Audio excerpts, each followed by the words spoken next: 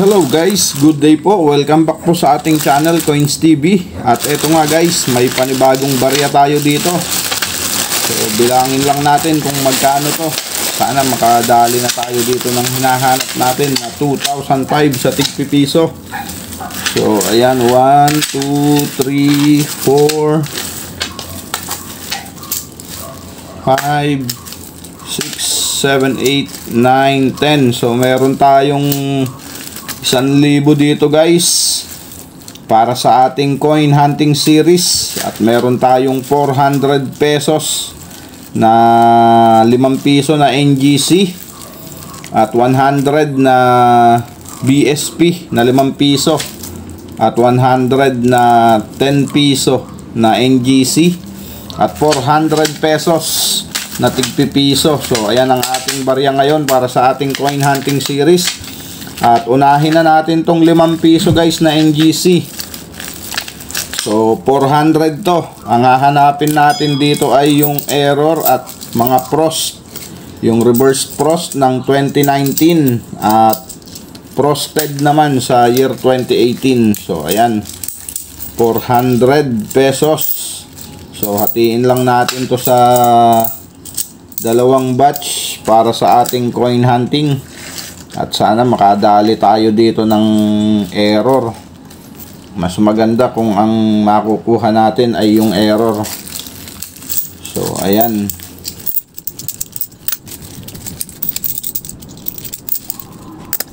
So ayan guys, nahati na natin sa dalawang batch ang ating barya para sa ating coin hunting.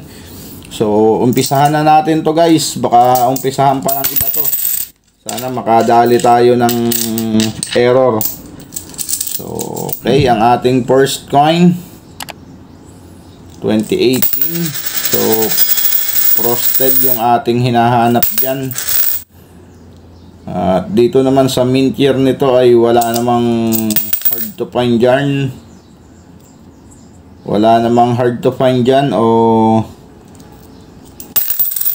semi hard to find, kaya yung error at frosted lang ang ating hinahanap dyan. So yan, wala. Common. Common. Common.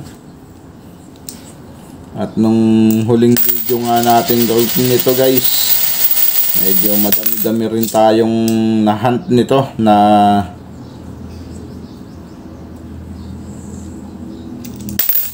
reverse frost. So naka-4 tayo nun, tsaka dalawang frosted na 2018.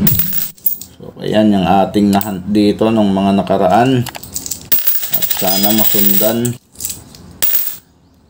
Ayan po yung frost type guys. Ayan o, tulad po nung mga barya natin na nonagonal. So ayan, ganyan po dapat yung makita natin dito sa round shape na to. Ayan. At ayan na nga. At medyo madami-dami na rin tayo nun guys nung reverse frost na year 2019 at frosted ng 2018.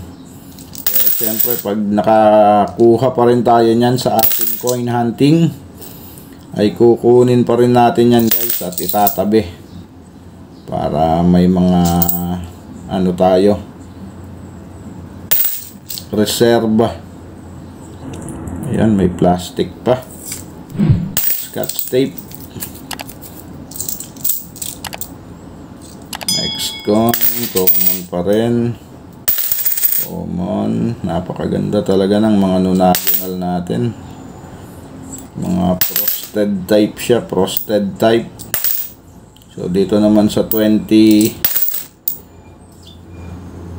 sa 5 piso na round shape natin, 2020, 17, 18, 19, 20. So yung pa lang yung mint year na nakikita natin dito. At ito nga ang ating last coin. So wala, common pa rin. So hindi tayo nakadali ng frost guys doon sa una nating batch. So tignan natin dito sa pangalawa, sana makadali tayo ng error.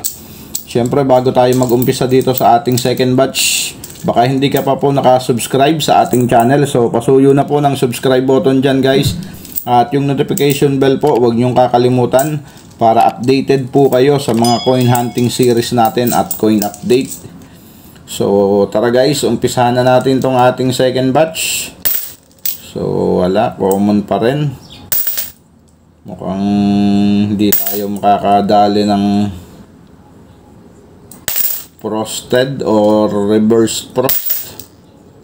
So ayan, 2019, 2018, 2019, 2018. So mukhang walang frosted dito at saka reverse frost. So sana pala rin tayo ng error. 2019, 18, oops, nalalaglag pa. 2019 and common pa rin. Oops, nalaglag pa yung isa natin. 2018 common and another 2018, 2020. So ayan, 2020 na round shape at kumpleto na tayo nyan. Hindi na natin kailangan yan. Ang ating hinahanap dito ay error, ang pinaka jackpot natin. So papala rin tayo sa mga reverse frost at sa frosted na 2018 ay kukunin natin yan. So ayan, 2018, 2021,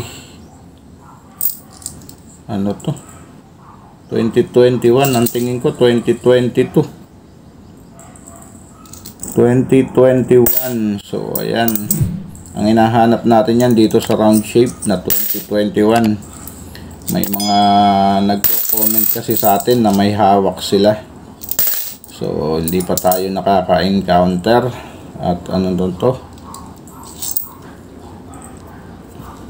Wala, parang sinulatan lang ng pentel pen. 2017 and 2018 at last 4 coin tayo guys.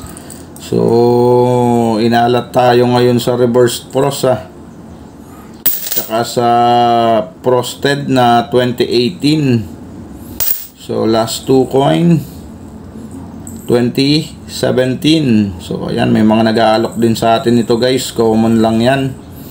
At kumpleto na tayo dyan. At ang ating last coin dito sa ating coin hunting guys, year 20, hindi ko makita, 2019. So ayan guys, bokya tayo kahit sa reverse frost nung 2019. At bokya din tayo sa frosted na 2018. So ayan guys, maraming salamat po sa mga sumama sa ating coin hunting guys. Keep safe always and God bless.